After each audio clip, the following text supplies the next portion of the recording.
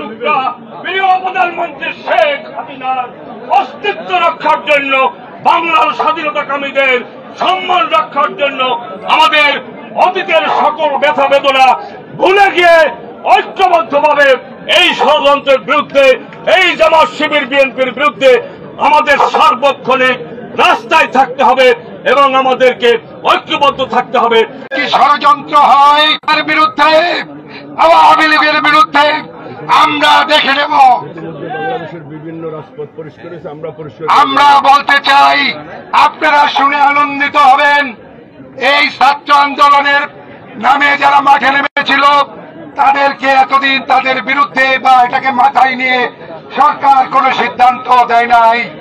আজকে গতকালকে আওয়ামী লীগ সিদ্ধান্ত দিয়েছে, জেলায় জেলায় উপজেলায় উপজেলায় আওয়ামী লীগ, যুবলীগ, ছাত্রলীগের নেতা কর্মীদের অবস্থান ধর্মঘট।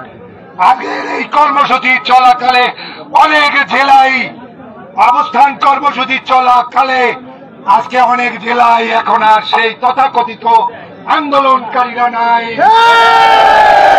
বিশ্বাস করি বরগুনার মাটিতে আমরা যারা আছি ঐক্যবদ্ধ থাকলে এখানে কোনো দুর্বৃত্তেরা, এখানে কোনো ষড়যন্ত্রকারীরা, এখানে কোনো দুষ্কৃতিকারীরা আমাদেরকে আন্দোলনের নামে এই বরগুনাকে দখল করতে পারবে না।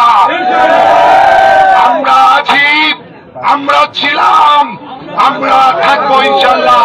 জয় বাংলা। আমাদের জাতির পিতা বঙ্গবন্ধু মুজিবের সেই প্রিয় বাংলা, সেই বাংলাকে আবার পাকিস্তান বানাতে চায়, বাংলাদেশে আবার মুক্তিযোদ্ধাদের অপমান করতে চায়, এই দেশ থেকে বঙ্গবন্ধুর আদর্শকে নিচ্ছিন্ন করতে চায়। এটা আমরা হতে দিতে পারি না।